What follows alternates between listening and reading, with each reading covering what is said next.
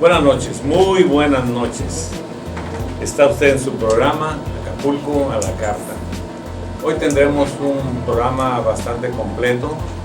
Tendremos la entrevista con el doctor Jorge Cadena sobre el tema de reflujo gastroesofágico, una enfermedad que se menciona desde hace poco tiempo, pero que seguramente ha existido desde más tiempo.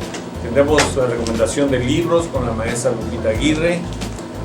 Tendremos Acapulco en la historia y la cultura con el tema de la revolución, que acaba de pasar el aniversario, con Sergio Rojas. Y como siempre digo, algo más. Pues empezamos este programa. Me da gusto darle la bienvenida a la maestra Lupita Aguirre con la recomendación de libros. Hago hincapié siempre la importancia de la lectura. Y qué bueno que tenemos una colaboradora tan fiel a los libros como ella. Bienvenida. Gracias, contador, muchísimas gracias. Buenas tardes a todos. Buenas tardes, Sergio. Buenas tardes, ingeniero. Antes de la recomendación del libro, mandar un abrazo, pero bien fuerte para todos los músicos del mundo y en especial para los músicos nuestros del estado de Guerrero, nuestros amigos, nuestros paisanos, ya que el sábado pasado se festejó el Día del Músico, el Día de Santa Cecilia, la patrona de los músicos, efectivamente. En esta semana hemos recibido palabras muy bonitas que nos invitan a superarnos día con día. Y yo quiero agradecer infinitamente, de veras, a todas las personas que han visitado nuestro programa a través de la página de YouTube, a todas las personas que nos han dejado un mensaje, unas palabras, sus comentarios tan lindos. Quiero de manera muy especial agradecer las palabras del doctor Antonio Ortega Figueroa de Tasco de Alarcón. Muchísimas gracias. Del doctor Enrique Caballero Peraza, que es una persona muy culta, que trabaja también en esto y que sabe de esto. Muchísimas gracias. Del capitán piloto aviador Rafael Aguirre y de la señora Celia Bautista y del excelente periodista Jorge Falcón Arevalo, que también con muy buenos comentarios nos ha felicitado y nos ha invitado a seguir superándonos día con día. Muchísimas gracias para todos de veras. En 1939, Margaret Mitchell escribió una carismática novela que fue muy famosa, que se hizo una película y que además la llevó a ganar un premio Pulitzer. Una novela que fue un exitazo. Esa novela se llama Lo que el viento se llevó. Muchos años después, ya en 1991, Alejandra Ripley escribió la continuación de este libro, la secuela de esta novela, algo a lo que se había negado Margaret Mitchell. El libro editado se llama Scarlett. Bien, pues yo le agradezco muchísimo a Enrique Caballero Peraza haberme regalado este libro y haberme de alguna manera presionado para que yo lo leyera y poderlo comentar entre ambos. Scarlett O'Hara no es precisamente la protagonista que todos conocemos, aunque sea la protagonista principal, pero normalmente las protagonistas principales son buenas, todo el mundo las quiere, etcétera, etcétera. Scarlett es todo lo contrario. Ella no es la típica heroína de buen corazón. Ella es una mujer manipuladora, caprichosa, vanidosa, muy consciente de sus encantos físicos y además, precisamente por ese detalle, le gusta mucho coquetear con los hombres. Si alguna vez hubo alguien que dejara escapar al hombre de su vida, al único que la amó incondicional y ciegamente, a pesar de ser como era ella, fue Scarlett O'Hara. Red Butler es el nombre del hombre enamorado que comprendió y aceptó el difícil carácter ambicioso y a veces infantil de la bella Scarlett. Scarlett O'Hara es la inolvidable heroína de Lo que el viento se llevó, y en esta, su novela, en Scarlett, inicia una gran búsqueda para la felicidad. Bueno, pues el final es como todas las novelas y como todas las que me gustan a mí, que ya les dije que soy una romántica. Un final muy feliz, porque después de que nace la niña y cuando ya la niña tiene unos 7, 8 años aproximadamente, por azares del destino, Red viaja a Irlanda y se encuentra con Scarlett. Bienvenido, Sergio. Doctor, buenas tardes, amables amigos internautas, donde quiera que nos estén viendo, buenos días, buenas noches. Amigos, la semana pasada aquí en Acapulco se festejaron los 80 años de las clavadistas, 80 años, ¿se acuerdan que les mencionamos de la quebrada? Bueno, pues festejaron sus 80 años con una demostración, lo que ellos saben hacer, de clavados, una develación de una placa y con una misa. El presidente de la Asociación de Clavadistas, Ismael Vázquez García, el cual nos mandó un saludo, nos justifica que las autoridades, pues como siempre, no se presentaron. Y amigos, la Feria Nacional de La Plata empezó el 22, el viernes pasado, y va a durar hasta el 29 de noviembre. Qué bueno que esta feria no se canceló, porque se han estado cancelando una serie de eventos, como por ejemplo la semana altamirantista o almiranista, perdón, en el concurso, en Ciudad Altamirano, ahí en Tierra Caliente. El pasado 20 de noviembre se iba a festejar la revolución, pero se suspendieron muchos eventos, sobre todo desfiles. La gente le gustaba ir a ver los desfiles, las marchas de acróbatas, ahí de deportistas, y pues se suspendieron. ¿Qué pasaba en 1910 aquí en Acapulco? Pues Acapulco, les dije la vez pasada, en programas pasados, que era un villorrio pequeño, no tenía mucho movimiento, pero había ya grandes ciudades aquí en Acapulco. Había una ciudad como Tizla, había una ciudad como Chilapa, ciudades grandes como Ayutla, como Totolapan. Bueno, ya había en la Costa Grande, en la Costa Chica, en el norte, Iguala, Chilpancingo, ya eran ciudades grandes, y resulta que pues en Acapulco no había mucho movimiento, y bueno, pues Acapulco no tenía mucha historia, no fue tan importante como cuando estuvo aquí nuestro libertador de los españoles, el cura Morelos. Pero ya pasaba en México lo que estaba sucediendo, y en Acapulco y en Guerrero, lo que estaba sucediendo en toda la República, en todo lo que era la incipiente, todavía no se consolidaba la República, y decían, así como ahora hay gritos en las marchas: ya no será el hacendado dueño de tierras y vidas, ni la fábrica el separo fuente de negras fatigas, ni las conciencias dormidas seguirán en su letargo, ni el hilo ha de trozar nomás por lo más delgado. Esto que sucedía en toda la República, donde 36 personas eran dueños de todas las haciendas en toda la República Mexicana, y como 4.970 personas eran dueñas de lo que eran los comercios y lo que eran las industrias o las pequeñas industrias. La realidad es que la revolución empieza precisamente por este cansancio, por este enojo, por esta molestia que existía respecto a que no había trabajo, era trabajo mal pagado, era trabajo de mucha explotación, de muchas horas de trabajo, y la gente pues ya estaba fastidiada. Aquí en Guerrero se dejan sentir dentro de esta lucha revolucionaria los generales Eliodoro Castillo, Julio Gómez, Julián Blanco, Silvestre G. Mariscal, Crispín Galeana, Pantaleón Añorbe, Ignacio Maya, había un Añorbe que luchaba por causas justas, Pedro Saavedra, Rómulo Figueroa, Ambrosio Figueroa. ¡Ay, los Figueroas ya estaban bien metidos en la política y en la guerra! Y Martín Vicario.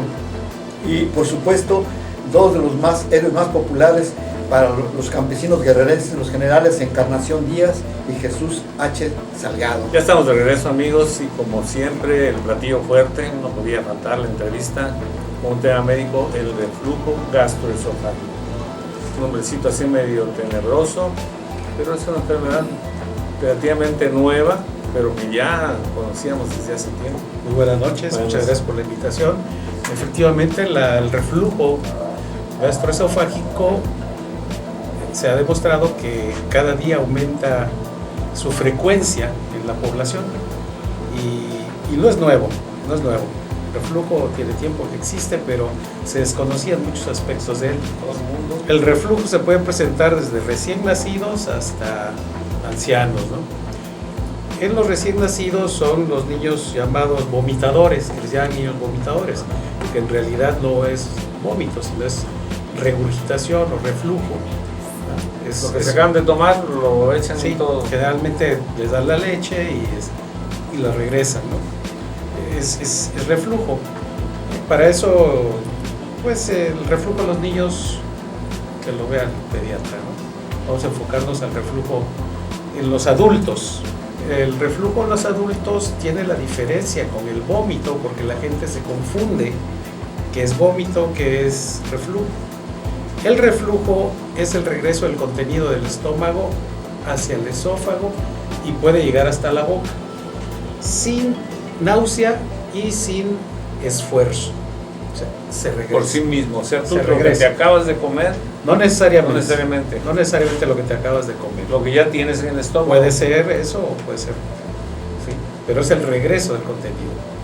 En cambio el vómito se requiere que tenga náusea y se haga esfuerzo, el famoso o el conocido arqueo. Los pacientes tienen que hacer esfuerzo para vencer el esfínter esofágico inferior y poder vomitar. Realmente el problema del reflujo es que el estómago produce jugo gástrico y este jugo gástrico lleva ácido clorhídrico como tal. Pero el estómago está diseñado de tal manera que no le hace daño. Nosotros producimos el jugo gástrico para digerir la comida y el estómago se protege. El esófago es una vía de paso, entonces cuando normalmente no debe de regresar porque hay una especie de no válvula. tiene protección porque no la necesita técnicamente. No, exactamente. Hay una especie de válvula donde termina el esófago y comienza el estómago, que el alimento puede pasar del esófago al estómago, pero Ya no debe de regresar en condiciones normales. Cuando esta válvula, que nosotros conocemos como esfínter esofágico inferior, empieza a fallar, entonces empieza a haber regreso del contenido del estómago hacia arriba, hacia el esófago. Eso es el reflujo. Entonces va a regresar jugo gástrico que lleva ácido. El esófago, ninguna estructura del esófago para arriba está preparado para recibir ese jugo gástrico. Entonces va a causar daños en el esófago, en garganta, cuerdas vocales. ¿Qué tipo de consecuencias pueden ser serias? Pueden ser serias, claro, pueden ser serias. Los síntomas principales que puede presentar un paciente con reflujo son la pirosis, que la gente le llama agruras, ¿verdad? Que es la sensación de ardor quemante detrás del esófago, ¿verdad? Son las agruras. Todo el mundo ha sentido agruras. O pirosis, ¿no? Eructos, hipo, el reflujo precisamente, el regreso del contenido. La gente le dice, sentí que una agüita amarga me llegó a la boca, se me regresó. Todos son síntomas característicos. Si llega frecuentemente a la boca, el ácido del jugo gástrico puede dañar el esmalte de los dientes también y provocar que se empiecen a dañar los dientes, a decolorar también. Pero se hace bien mucho tiempo. No necesariamente, depende de la intensidad del reflujo. Y hay un síntoma que se llama dolor torácico de origen no cardíaco, en el cual el paciente refiere dolor en el pecho aquí. Dolor. O sea que se puede llegar a confundir con un infarto. Y van para allá precisamente. Ese es. Los pacientes sienten dolor opresivo en el pecho. Entonces no lo saben, ni tienen por qué saber, ¿verdad? Distinguir entre una cosa y otra. Sí. El 100% piensa que es un infarto, ¿verdad?